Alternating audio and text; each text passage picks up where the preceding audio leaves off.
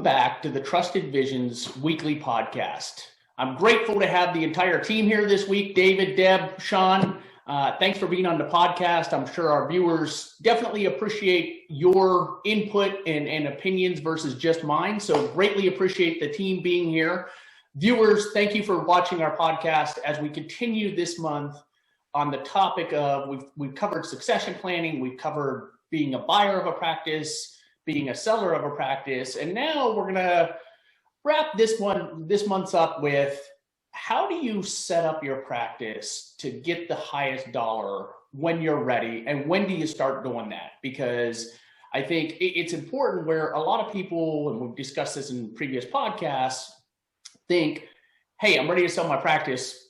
Who's going to buy it? Versus this is a plan. And Sean, Deb, and David, I think you've mentioned this in previous podcasts, that this is a process that you want to start thinking about even when you're just starting out, so that you can plan for the future and have everything in place. So with that being said, I'm not going to steal too much of anybody's thunder here, but David, since you weren't here last week, I'm going to pick on you a little bit and let you start this one out of, even if you are just starting to build a practice, how do you set it up to make it the most valuable into the future?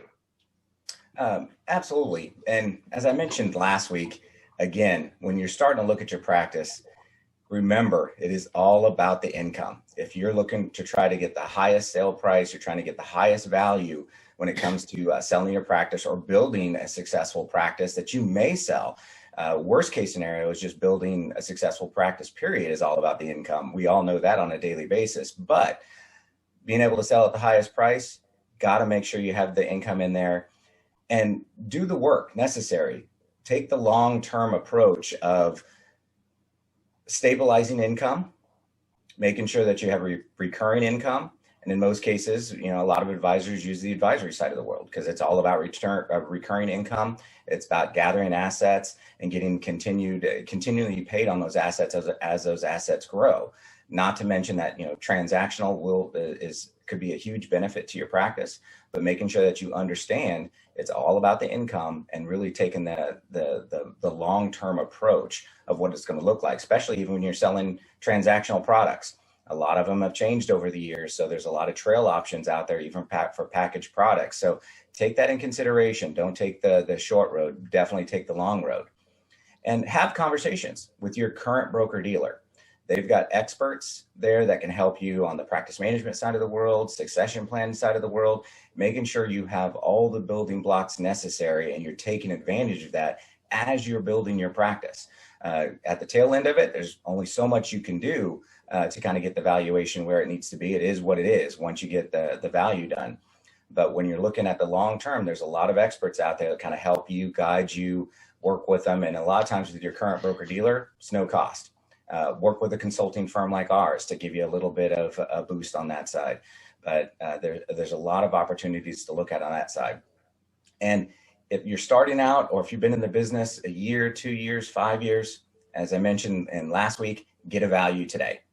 Get what your current value looks like today. It's not, a lot of the times you can get either an inexpensive or a free version. It's not going to give you all the bells and whistles and that hardcore value of what it would be to sell it today, but it'll give you an idea of what it looks like. And in some cases, your broker dealer can tie you to other people that are successfully bought practices, and they can kind of give you an idea of what they're looking for. We do know that can and will change, but again, it usually is all about the income side of it. And don't forget to basically take a look at those key valuing factors when you look at your practice. Age of your clients, where are you getting your clients from? Your geography, are you really spreading out your practice? Are you covering multiple states? Things like that. And then make sure you keep an eye on your growth. If you can show actual evidence and show the growth of your practice year over year, in a lot of cases, that's going to give you a little bit of a heads up, because it's showing that, hey, you put in the time, you put in the effort, and you're showing the growth that you have as far as your practice and the things that you're doing to continue to grow that. And then always have to have a play, even before you get to the point of even trying to look at your business, is the retention side of it. How are you really what's your ties to your current book? What's it look like? What's your retention is going to look like? But really what it comes down to is you want the highest price, put in a little bit of the work now, making sure that you know what your current valuation is, where you want it to be, and talk to the experts. They'll give you an idea of this is what you can get. If you grow your book to A or B in 5 to 10 years, that's what your valuation is going to look like. And that's where you're going to get the biggest bang for your buck. Because in a lot of cases, you can always find even somebody inside your broker dealer that has successfully bought practices, and pick the brain. Pick their brain at a conference, talk to them about what they like, what they didn't like about buying practices. And if you've got that homework done, that's going to give you a little bit of a heads up.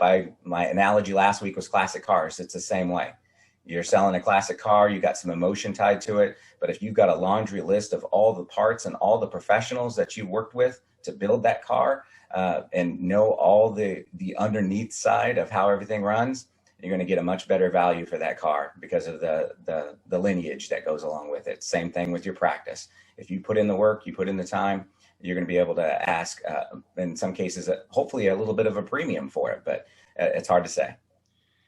David, I couldn't agree with you more. A couple of follow-up questions for our viewers and our audience is, when you talk about age of your clients, how important is it to demonstrate that, and a lot of advisors don't want to deal with small accounts, but how important is it for you to demonstrate as an advisor that not only do you have a relationship with those clients, but you also have a relationship and are managing their children, their grandchildren's accounts so that those assets don't go away?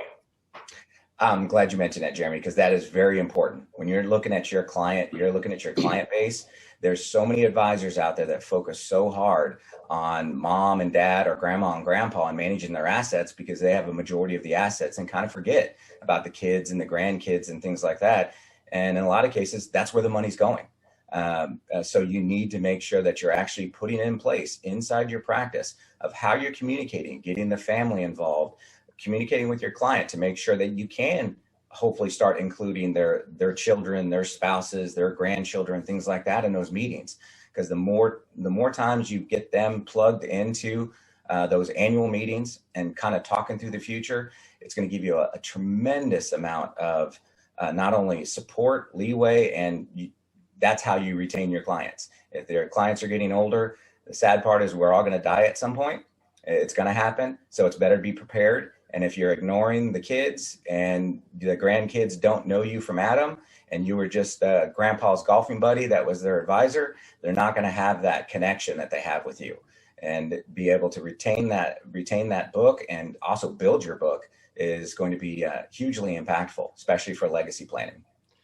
And then the second follow-up question I'd have, David, is for our viewers would be, and we run across this all the time as a team and as a consulting firm, advisors saying, hey, I've spent the last 20, 30, 40 years pushing equities or mutual funds, and not that those are bad products by any means, but I've spent so much time and pretty much my entire career pushing those products, I can't really talk to them about advisory.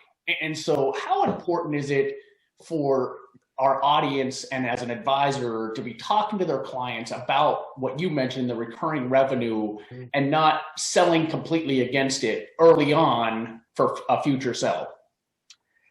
You hit the nail on the head, especially from my background, working with a lot of financial institution advisors out there in the world.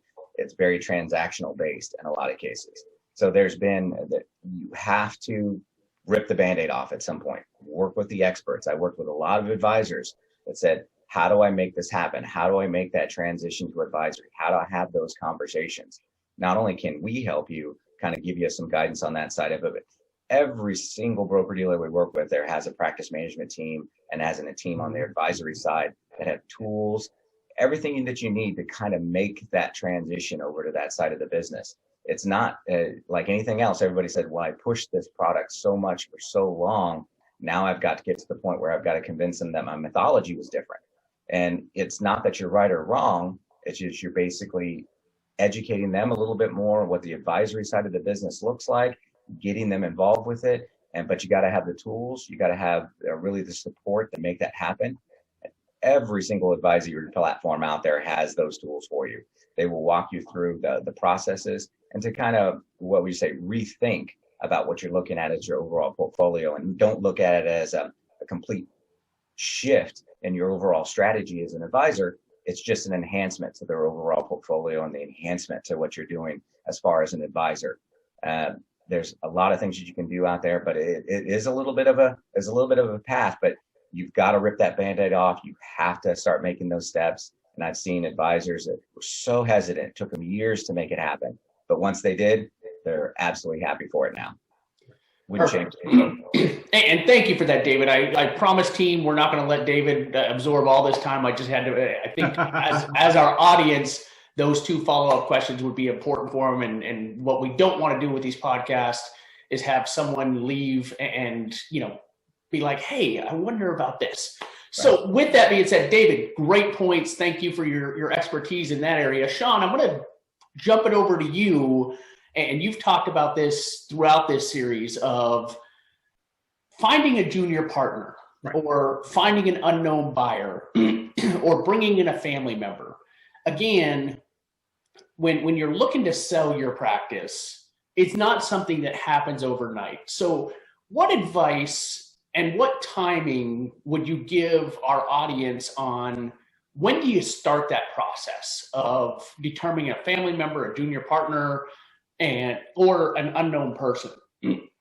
Sure. Well, to answer your question, as we alluded to all month, is early on in the process is when you start to establish or think about and taking it a step further and definitely establishing a potential succession plan idea or concept for your business.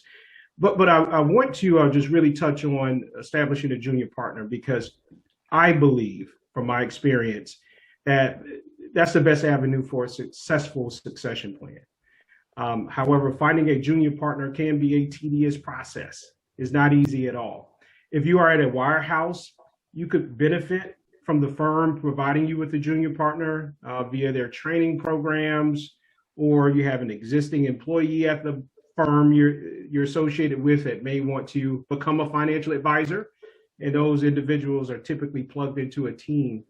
However, as an independent, there's a little more work involved in the process. Some of the steps I recommend when finding a junior partner is, before you even begin your search, consider what you're looking for in a junior partner. And remember, you are in the driver's seat here. This is your practice, and this is your succession plan. We talked about age a lot, and I think it's very important to establish an age of a potential successor. How long do you expect this junior partner to work with you before you hand this practice over that you built to this individual? It could be, I've spoken with advisors in the past who wanted, folks straight out of college, wanted them young, and the expectation was, hey, if they can, I'll train them from A to Z, and they stay with me for 20, 25 years. And when I'm done with the business, it's an easy, handoff. I've worked with some advisors who wanted individuals in their 30s. I had one advisor make this clear to me. He said, hey, I want someone with a little responsibility. So if they're in their 30s, they may have starting a family, they're married, they're starting their ways. I want someone that's in that age bracket. So just depending on your needs and your goals, I would certainly establish an age. Also, the experience level. Just piggybacking off what I just mentioned, someone out of college obviously is not going to have a lot of experience, but I've worked with advisors who wanted, some type of experience, 3 to 5 years. They wanted, a young advisor with a book of business. It didn't have to be a large book of business, maybe 100,000 in production, just so they could have some skin in the game. So you definitely want to establish age, experience level, and also, any other preferences you may have. I was working a conference for a broker dealer I represented in the past, and we touched on the topic of succession plan. Uniquely, there was a number of CFPs present in the room. So we had an open dialogue, open discussion, and I would say the overwhelming majority had indicated that regardless of age, experience, they want someone with the CFP. So if you were straight out of college with the CFP, you were a candidate for a succession plan. So if that's you, make sure that you indicate that. Whatever your search criteria is, make sure you narrow it down. And even if it means, condensing your candidate pool. once you've established what you're looking for, and this may sound repetitive because I know Deb has mentioned this, Dave, as well as Jeremy, you want to consult with your business development team at your firm first, at your existing broker dealer. There could be or should be some resources available in which they can launch some of your search efforts or campaigns for you. I'm not a big fan of this, but I've also seen advisors, some were successful in finding a junior partner through job sites. Having a nice presentation of your value proposition and then posting that on job sites can, bring some good activity for you. In some cases, it can, ultimately at least find you some prospects. Obviously, consulting with a firm like Trusted Visions, we can certainly scrub our database of contacts for a potential junior partner. And we could also potentially assist you. This would certainly be additional conversations, but we could assist you with some of those search efforts in marketing campaigns as well. Junior partner, in my opinion, is certainly, if you can't find that trusted relative, preface, once again, keyword trusted. I believe that junior partner is a way to go, for sure. And Sean, great points there. And just so you don't feel left out, I've got a couple follow-up questions for our audience for you is, when you're talking about a junior partner, is it a good idea, to David's point, of building relationships with the kids and grandkids and knowing their smaller accounts?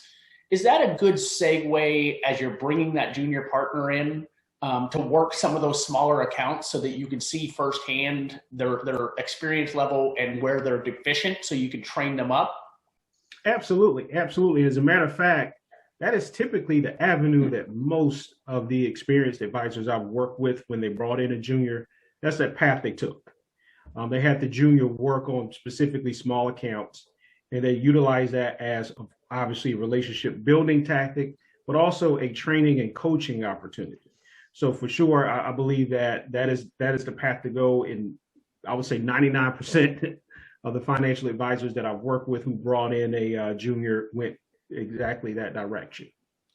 And great point there. The second question I would have, and I've seen this several times in my career, how important is it, regardless of whether it's a family member or junior partner that you have a tremendous amount of trust in, to have an ironclad non-compete and non-solicit? Because I've seen some of those junior partners, as they've spent 5, 7, 10 years with that practice, people get greedy and make that move and go after those clients. So how important is it, regardless of the relationship with that person that you're bringing in, to have that ironclad, cut and dry non-compete or non-solicit?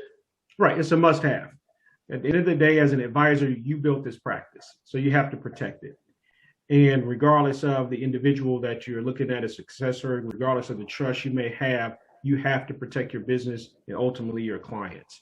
So I think you need to establish that non-compete early on, just making it clear that what the goal is and the vision is for the relative or junior partner to come in and really learn and help build the practice, but eventually take over the practice, and not walking away from the practice and picking off clients once you get to a certain point. Yep. So certainly you want to protect the business. This is the business that you built, and I've said this over the 20 years I've been in this industry. When I'm speaking with advisors, listen, this is your child. This is something you built from scratch, so you want to treat it as such. And so absolutely, non-compete, I recommend day one. Perfect. And David, I was just thinking about this. I apologize for picking on you about not being here last week. It wasn't you that wasn't here. It was Deb. So my apologies. I picked on you inadvertently. So now I guess I got to pick on Deb. So apologies, David.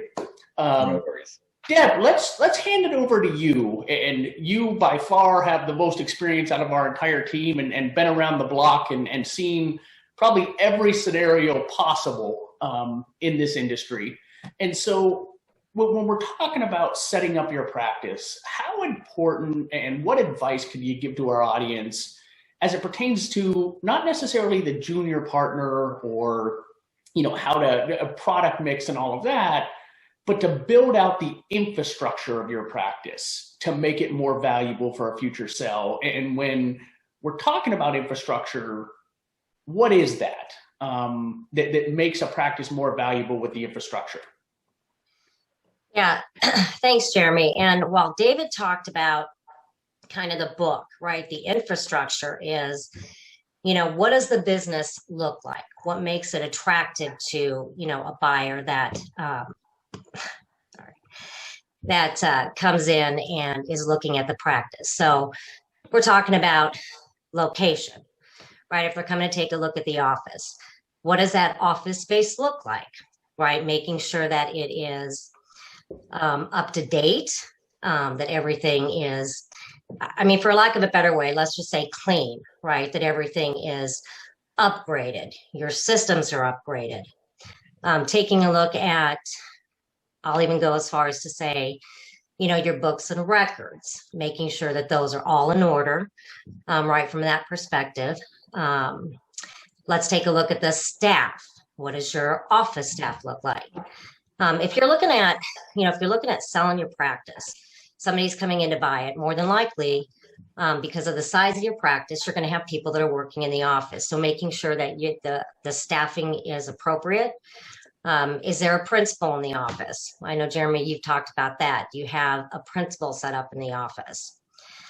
And just making sure that what that looks like. Let me think. I had everything kind of written down on some notes. So I said office space, yeah, upgrading systems. Because again, everybody's going to want to make sure that you are, let's just say in the 21st century when they're coming in to take a look at a practice. Let me ask you this, as it pertains to branding, how important is branding when it comes to setting up your practice for a future sale? And what I mean by that is a lot of people, and we talk to them all the time, brand as Greer Financial or Perez Financial. How important is branding in terms of a future sell? Yeah, well, it's very important, right? So if someone is coming in to take a look at a practice, they're not, if a rep is with, for instance, a XYZ broker-dealer, they're not buying that broker-dealer, right? They're buying who you are. They're buying your brand. That's who your clients know you as. So to be set up as something other than whatever firm you're with, you want to have exposure in the community as Greer Financial, Trusted Visions, right? Whoever that community that you're in knows you as, because obviously that's going to carry on that name recognition. It's going to carry on that message. It's going to allow you to, again, continue to present yourself as something other than whoever that broker dealer is, because that's not who it's about. Clients are with advisors for who they are. And so you have to make sure that you've branded yourself appropriately, that you've marketed well, that you have done things in the community, right? That you've given back in the community, that you've been philanthropic. All those things help add value to your practice that is different from, again, like David talked about, the business, the actual business, and making sure that that's where it needs to be from a reoccurring revenue standpoint. It's all those outer things, right, that add value to the business and kind of and what that looks like. And great point there, Deb. And taking it one step further, and it always amazes me that we talk to so many advisors that don't have this in place. But when you talk about books and records, how important is it to have clean data when it pertains to CRM systems? I mean, if there's many advisors that are like me that have everything on a whiteboard and a legal pad, but how important is that from an infrastructure standpoint to have clean and thorough data within a CRM system? Well, it's very important. And that's a good point. I didn't, obviously I didn't go into detail on books and records, but let's be clear. When you come in and you're looking at a practice, or even for your benefit, first and foremost, just for your benefit as an advisor, you need to have a good CRM system, period, with your client data in there, right? Because if you're running your business properly and correctly, you are sending out, and I know I'm going off a little bit topic, Jeremy, but you made me think of something else. You're sending out birthday cards, right? And you're doing mailings and things like that. And maybe you're mailing out on an event. So having everything in the CRM system and up to date with your client list is absolutely important, and makes things easier, right, to move forward, not having things written down on a white paper or on a white pad like Jeremy does, and honestly like I do. It's getting, again, what I like to say, into that 21st century and having things on the computer and easy to access that data and information at your fingertips, right? And not having to go through a Rolodex, which I hate to say that I still have. So, I mean, it's very important. And just to be fair, I put everything on a legal pad and whiteboard, but my wife puts everything into Salesforce. So I'm just being fair there. It drove her crazy. And we as salespeople, we know that we typically don't do well with inputting stuff and administrative stuff, but it does get done. Just for our audience, just so you know, we are organized. Moving on to the last and probably briefest portion of this podcast is, great points, David, Sean, and Deb. Now, when do you start thinking about this and planning for this? And my advice to our audience and all financial advisors, to David's point, is start thinking about it now and putting a plan in action. Even if you're not looking to sell for 10, 15, 20 years, you've got to look at, to all three of your points, the product mix and, do you have recurring revenue? If not, how do you get there? And start that now so you can slowly start transitioning those clients. To Sean's point, start planning now of, are you going to get a college intern? Are you going to start grooming a junior partner? Because the reality is, it's pretty likely that first person you find is probably not going to be the right fit. If you get it right the first time, you're doing great. Most people don't. And so you got to start planning that now, because if you devote 2-3 years to that junior partner, that family member, or that college person, and they don't work out, then you're adding another 2-3 years to get the next person up to speed. And that doesn't even include the search time. So it's vital that you start putting that in place now. And then to Deb's point, really building out that infrastructure of branding and getting your name out there, giving back to the community. I mean, that's what I am very proud of our firm, Trusted Visions, and our team of. We are in our communities and we're building brand recognition, not to give ourselves accolades, but to be part of our communities. And so, you have to start that early on, is building relationships within the community.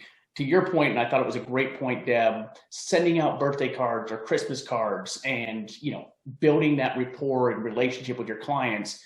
That's not something you could say after 15 years, hey, I'm going to do it for the next year because I'm gearing up for a sell. So Great points there. Advice to our audience is start now, even if it's not looking like it's going to happen for 20 years. So team, greatly appreciate you. Next week, we're going to do a fun one-off, since we've wrapped up this month's topic, but we're going to do a fun one-off, which the team always loves surprises. Audience, thank you for viewing our podcast. Please leave your comments on LinkedIn. If you have any questions or want to talk to someone on our team, please don't hesitate to email info@trustedvisions.com. We look forward to speaking to all of you next week. Team, have a great week, and thank you again.